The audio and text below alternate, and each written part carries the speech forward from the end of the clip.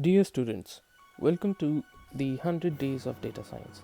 This is the day 4 and we would be discussing more about statistics for data science. You are watching the Venture Story Education Data Science Refresher. So in previous few lectures we discussed about what are the various roles and duties for a data scientist, and in this particular lecture we are going to discuss what is statistics, what are the data types, what are the measures of central tendency, what are the measures of variability, regression and hypothesis testing. What are the data types? Data types can be numerical. In these the data is expressed with digits. It is measurable. It can be either discrete or continuous.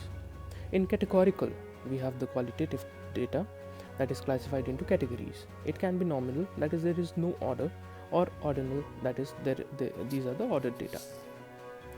Now the measures of central tendency. Measures of central tendencies are like mean, median and mode. So this is one of the most important part of statistics from data science point of view. You should be knowing this is the building blocks. These are the building blocks, so you should be knowing that mean, median and mode. Mean is the average of a data set. Median is the middle of an ordered data set. It is less susceptible to outliers. Mode is the most common value in a data set, only relevant for discrete data. So measures of variability. Range. The difference between the highest and the lowest value in a data set is called the range. Variance, that is the sigma square, measures how spread out a set of data is relative to the mean. So this is the formula for variance. Sigma square of variance is equal to summation of I equals to 1 till n xi minus x bar whole square divided by n. So this is the formula of sigma square. But you will ask, like, what is sigma? So standard deviation is called the sigma. It is another measurement of how spread out numbers are in a data set. It is the square root of variance. So coming to the variability, measures of variability. So in this we would be discussing z-score. So z-score determines the number of the standard deviations a data point is from the mean. So z-score is equal to z is equal to xi minus mu divided by sigma. So we would be going in depth in a lot of these concepts later on. So right now the idea is to just make you guys familiar with the concept, with the names, so that you are not overwhelmed in the starting, and so that later on you would be easily able to grasp the concepts better when we would be going in depth in the sessions of the series that would be covering on the statistics specifically. We would be even taking a few examples there. Numericals also we would be incorporating, and also with the help of visualizations we'll try to understand what are the concepts in depth. So R squared, a statistical measure of fit that indicates how much variation of a dependent variable is explained by the independent variables. It is only useful for a simple linear regression. R square is equal to 1 minus explained variation divided by total variation. And then there is adjusted R square. It is a modified version of R square that has been adjusted for the number of predictors in the model. It increases if the new term improves the model more than would be expected by chance, and vice versa. So this was R square. We would be discussing more about R squares in the coming series. This is just an introduction. We are just making it familiar, so we won't be going into depth at this point. Relationship between variables. Causality. Relationship between two events where one event is affected by the other. Covariance. A quantitative measure of the joint variability between two or more variables. Correlation. Measure the relationship between two variables and ranges from -1 to 1, the normalized version of covariance. So the formula of covariance xy, covariance is covariance xy is equal to 1 by n summation of I is equal to 1 till n xi minus x bar multiplied whole as with yi minus y bar whole.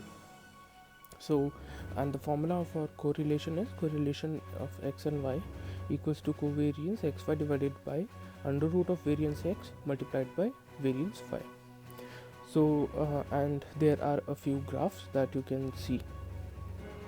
So, if there is a positive relationship, you will get the more of the data lying inside the first and the third quadrant, but in the second and the fourth quadrant there are a few of the data points available. If the negative relationship is there, the graph is opposite, and if there is no relationship, all the quadrants have an equal spread. So then coming to the continuous probability distribution. So uniform distribution, it is also called a rectangular distribution. It is probability distribution where all outcomes are equally likely. Normal Gaussian distribution, the curve of the distribution is bell shaped and symmetrical and is related to the central. Then there is the central limit theorem, that the sampling distribution of the sample means approaches a normal distribution as the sample size gets larger. So as you can see in the graph, now try to understand with the help of the graph. If there's a uniform distribution, you see a linear line function 1 by b minus o. So you get a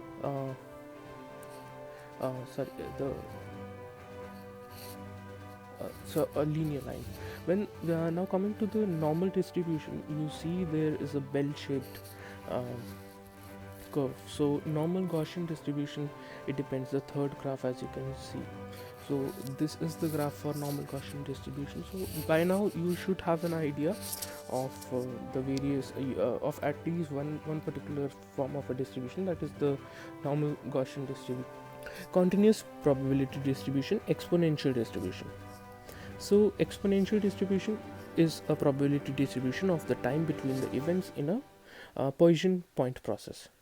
We also have the chi-square distribution, the distribution of the sum of the squared standard normal deviates.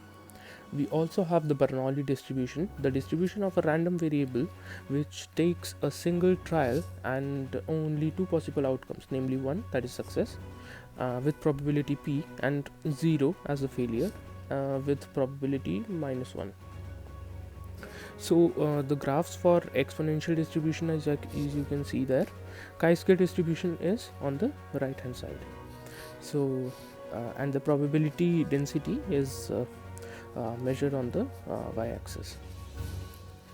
So chi-square distribution, here the k is equal to 1, k equals to 2, 3, 4, 6 and 9. And in the exponential distribution, the lambda, the values of lambda are 0.5, 1 and 1.5. Continuous probability distribution.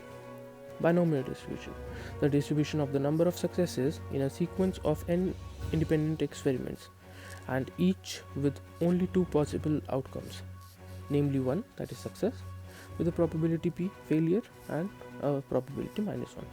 Poisson distribution is the distribution that expresses the probability of a given number of events k occurring in a fixed interval of time if these events occur with a known constant average rate lambda and independently of the time.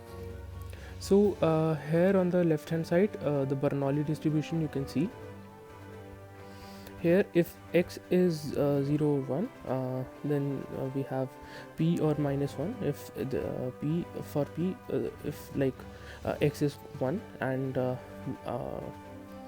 if x is 0, it would be 1 minus p. Then we have the binomial distribution, and the graph is also there, and the Poisson distribution. So formulas are also there.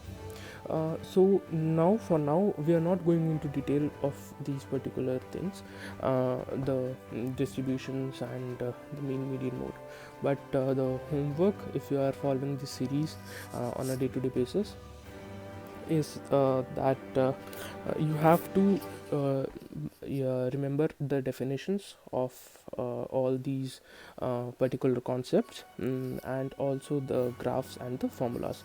So you have to make a notebook and write it there, like point by point, because these are the most important formulas that day to day people use. So you can make handouts also, so that whenever you are going from here to there, you are just remembering, you can read about it, and while reading it 3-4 times you'll get to also remember some of the formulas. So this is the way, because this is going to be used in your day-to-day life from now on. So I guess this is it for today's lecture, and we would be covering more information in the next lecture. I hope you liked this particular session. In next session also we would be discussing the continuing parts of the statistics. We would be continuing the lecture slides, and so these two lectures combined will give you a good introduction about statistics and what to expect in statistics for data science. So I hope you liked the lecture, and please do like, share and subscribe, and have a nice day. Thank you so much.